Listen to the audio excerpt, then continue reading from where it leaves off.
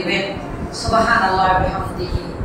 আল্লাহ তাআলা শুধু কি রিজিকের ব্যবস্থা করে দিবেন, এমন রিজিক দান করবেন যেই রিজিক আপনি গুণে শেষ করতে পারবেন না।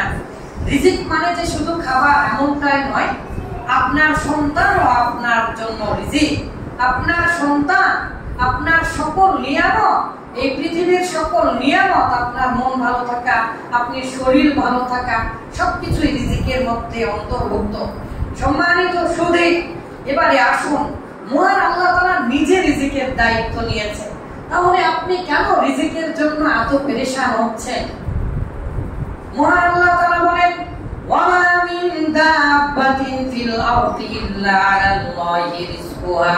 ওয়ামা মিন দাব্বাতিন, পৃথিবীতে এমন কোন জন্তু নেই, পৃথিবীতে এমন কোন জন্তু নেই, পৃথিবী, মহাবিশ্ব, এই মহাকাশ, পৃথিবীর মধ্যে এমন কোন প্রাণী নেই যে প্রাণীর বিষয়ে ইল্লা আলাল্লাহি রিজকুহা, তা ওই প্রাণীর খাদ্যাভার, ওই প্রাণী কি খাবে এই দায়িত্ব আল্লাহ নেননি।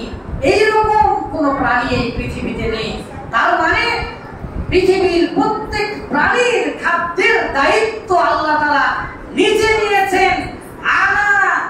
আলাল্লাহি, এই আয়াতে আল্লাহ তাআলা বলেছেন আল্লাহর উপরে আবশ্যক করে নিয়েছেন। আল্লাহু আকবার। আপনি কি খাবেন এটা আপনার দায়িত্ব না। আকীদাতুত তাহাবিয়া পড়ানোর সময় জামিয়াতে আমার ছাত্রদেরকে বলেছিলাম, যে ব্যক্তি রিজিকের বিষয়ে রিজিকের পিছনে ছুটবে সে রিজিক পাবে না।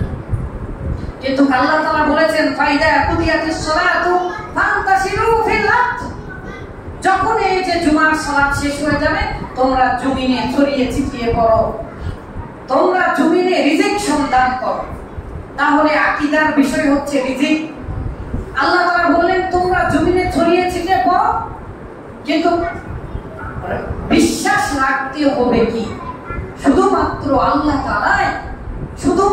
আল্লাহ তাআলাই আপনাকে খাওয়াবে। এই বিশ্বাস না রাখলে আপনি কিন্তু মুমিনও হতে পারবেন না। তাই আল্লাহ তাআলা বলেছেন ওয়ায়ালামু, তিনি আল্লাহ তাআলা জানেন আপনার ভাগ্যে নির্ধারিত কি আল্লাহ তাআলা রেখেছেন। শুধু কি তাই, আপনার সৃষ্টিরও 50,000 বছর আগে আল্লাহ তাআলা আপনার রিজিক লিখে রেখেছে। শুধু তাই নয়, প্রত্যেক বছর আসমানে আপনি কি খাবেন এই বছরে আপনার জন্য সেটা নির্ধারণ হয়। শুধু তাই নয়, লাইলাতুল কদরের রাত্রিতেও সেটা আবার নির্ধারণ হয়। আপনি কি মনে করেছেন প্রতি সপ্তাহে আপনার রিপোর্টে কি খাওয়া হবে এটা পর্যন্ত আসমান থেকে নির্ধারণ করা হয়। আপনি যখন আপনার মায়ের গর্ভে ছিলেন 4 মাসের মাথায় আপনার রিজিকটাও লিখে দেওয়া হয়েছে, লিখিত আকারে আছে, শুধু মৌখিক নয়। রিজিকের বিষয়ে চিন্তা করবেন না, আপনি চেষ্টা করুন রিজিক আল্লাহ তাআলা দান করবেন। কিভাবে দান করবেন আমরা একটু পরে জানছি।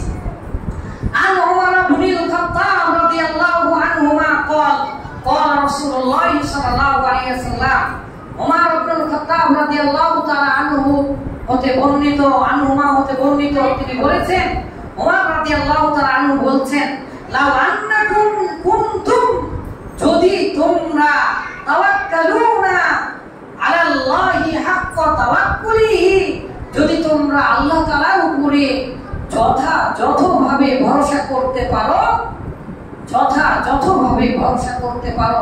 যেভাবে আল্লাহকে ভরসা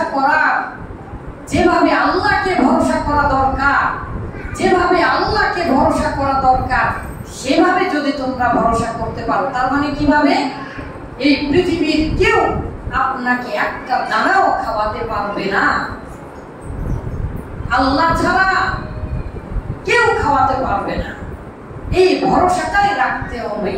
এভাবে যদি আপনি যথাযথ ভরসা রাখতে পারেন আল্লাহ তাআলার উপরে এবং আপনার প্রচেষ্টাকে চালিয়ে যেতে পারেন, আপনার চেষ্টা অব্যাহত রাখেন, তাহলে কি করবেন? আল্লাহ তাআলা বলছেন লারুজিকতুম কামা ইউরযাকুত তায়রু, লারুজিকতুম, অবশ্যই তিনি আল্লাহ তোমাদেরকে রিজিক দান করবেন। সুবহানাল্লাহ ওয়া বিহামদিহি। কামা ইউরযাকুত তায়রু, যেমন পাখিকে রিজিক দেওয়া হয়, পাখিকে রিজিক দেওয়া হয়।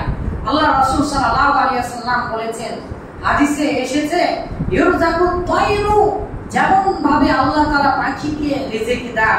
রাসূলুল্লাহ সাল্লাল্লাহু আলাইহি ওয়াসাল্লাম উদাহরণ দিলেন, তাকুদু খিমাসান, সে সকাল বেলা বের হয় খালি পেটে, ওয়া তারুহু বিতানান, আর ভরা পেটে বের হয়। সকাল বেলা খালি পেটে পাখি বের হয়, আর সন্ধ্যার সময় সে ভরা পেট নিয়ে চলে আসে। পৃথিবীর সমস্ত পাখি, পৃথিবীর সমস্ত পাখি, জানেন আপনারা এই মানুষ আছে এই পৃথিবীতে, এই যে মানুষ, এই মানুষের 2 গুণ, মানুষ শুধু মানে কত হাজার গুণ বেশি হবে যে পিপিলিকা, তার কোনো হিসাব নেই, পৃথিবীর কেউ জানে না। কিন্তু মানুষের ওজনেরও বেশি, 2 গুণ বেশি ওজন শুধু পিঁপড়ারই হবে। এক একটা জঙ্গলে যে পরিমাণ পিঁপড়া থাকে, এক একটা দেশে ওই পরিমাণ মানুষ থাকে না। কত লক্ষ কোটি তাহলে পিঁপড়া আছে। এই পিঁপড়াগুলো কি খায় চিন্তা করেছেন? আল্লাহ তাআলা সকলের রিজিক, এমন কোনো প্রাণী নেই যে প্রাণীর খাওয়ার দায়িত্ব আল্লাহ তাআলা নিজে নেননি। কিভাবে আপনাদেরকে বোঝায়? তিনি একবার মুখ খুলে গেলে প্রায় 6 থেকে 10 কিলোমিটার মুখ হা করে যায়। ছোট ছোট চিংড়ি মাছ, ছোট ছোট চিংড়ি মাছ এই 10 কিলোমিটার যেতে তার কোনো দাঁত নেই, তিমি মাছের দাঁত নেই, চালাতেও পারে না, কিন্তু 2-3 টন একবারে মুখের মধ্যে ঢুকে সে খেতে পারে। বিজ্ঞানীদের হিসাবে যদি কয়েক হাজার বর্তমান তিমি থাকে, মানুষ তিমি মাছকে মেরে মানুষ খেয়ে ফেলে দিয়েছে তিমি মাছকে। ঠিক আছে, তিমি মাছ খাওয়া যায়। আগেই বললাম, শুধু সমুদ্রে যে পরিমাণের খাবার আছে, আল্লাহ তাআলা যে পরিমাণ এখন বর্তমান রেখেছেন, এই পৃথিবীর মানুষ 500 বছরেও খেয়ে শেষ করতে পারবে না।